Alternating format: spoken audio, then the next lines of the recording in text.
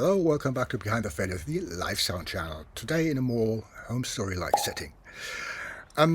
Today I want to talk about prepping, and please just don't leave me right away. Because if you want to become a sound engineer and not be the local guy in a club for the rest of your life, and you want to do bigger shows and go on tour, prepping is just crucial. It's the foundation of everything. However, I'm aware of the fact that very often these days prepping is not even possible anymore because companies don't want to pay for it. So if somebody writes a list, somebody else in the warehouse throws stuff together in cases according to that list and sends it out. And that's where you come in. And when that is all badly done, then what happens is what I told you about in my last video. One of the most terrible days you can imagine, all due to bad prepping.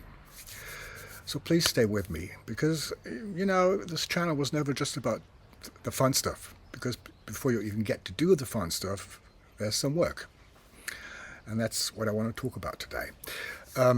Let's talk about good prepping. When I prep, I have a goal, even if it's just for myself, or even more if it's for somebody else. I want to prep in a way that if I wasn't available, a child could put everything together without even thinking about it. So let's start with the desks. Front of house monitors. I will set everything up in the warehouse side by side. Front of house monitor desk. I mean, usually of course there's the monitor guy, but I had a situation where the monitor guy was not available and I had to do it all on my own. So I'll set up front of house monitors, plug boxes, and then wire everything up with the same wires that I will use on the gig or on the tour. Let's just talk tour prepping.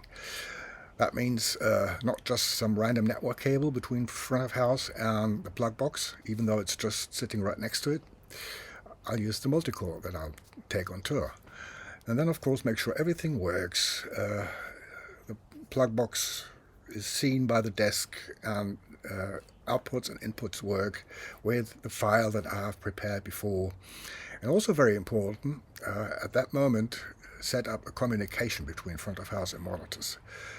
Because now everything is sitting side by side, and problems are easy to spot and easy to find. Whereas the next day, when everything is far apart, it takes a lot longer. And I like the idea that if we set up at the first show, I'm sure that at least the communication works right away.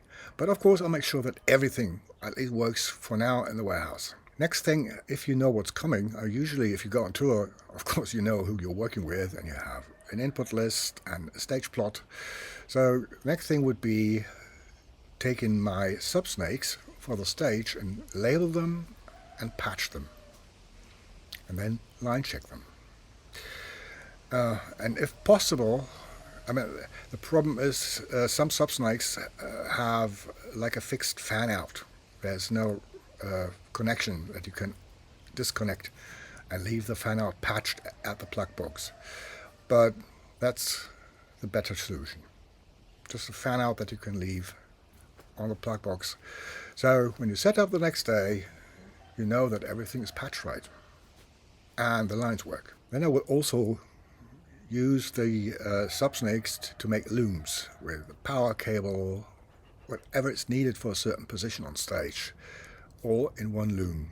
If you're taking a line array with you, so your own PA, probably somebody else is in charge, but also there it makes a lot of sense to make looms for the line array, especially if it's like a self-powered system like Maya's, and so you need power and signal, and even maybe a measurement wire or so. It really makes sense to have looms for each hang, which will probably left and right, and maybe even out hangs depending on the size of the tour. And then just have a case for each loom. Okay, back to the desks. After everything works, communication set up, so it's time to take stuff down and pack it up, I will label and color code each connection. So again, so a child could set this up.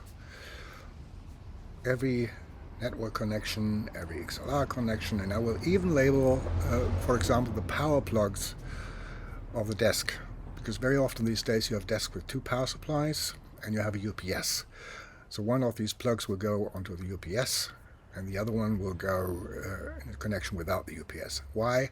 Well, at least in my career, I have seen more UPSs failing than power breakdowns, really. So it really makes sense to not put both power supplies of your desk onto the UPS.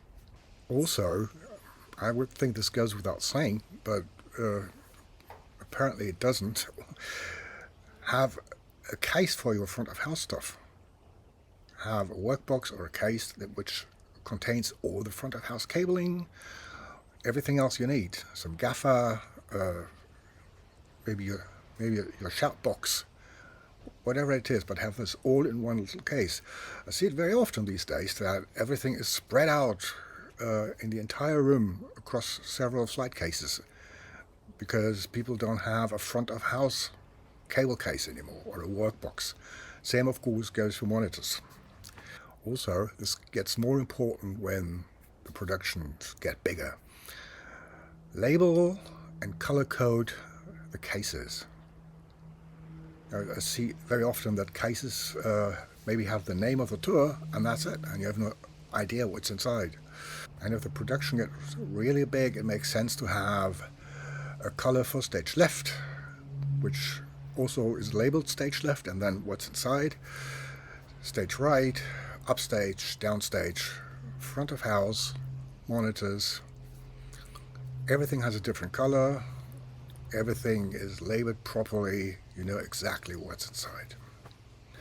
I've been on tours where even at the first loadout, the position of each case in the truck was kind of documented. There was a label on each case that showed you where it goes in the truck. That's as far as you can take it. And here's another thing you can do, which is really helpful. Not in the warehouse, but if you have tour rehearsals, which you hopefully have. But if not, on the first show day, when you find some time, I mean, usually on the first show day, the production gets in a lot earlier than usual because there will be some kind of rehearsal and there will be some kind of break that gives you some time to do these things, which means label everything on stage now. I mean, the subsnakes are already labeled, but I will label mic stands, I will label mic cables, I will make looms, I will have a drum loom, and then maybe a loom for the keyboards. So microphone cable looms. I'm not talking about subsnakes here.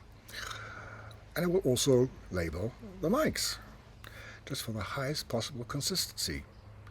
So my snare mic is the same mic every day, and it doesn't get mixed up with another SM57 which sits on the guitar.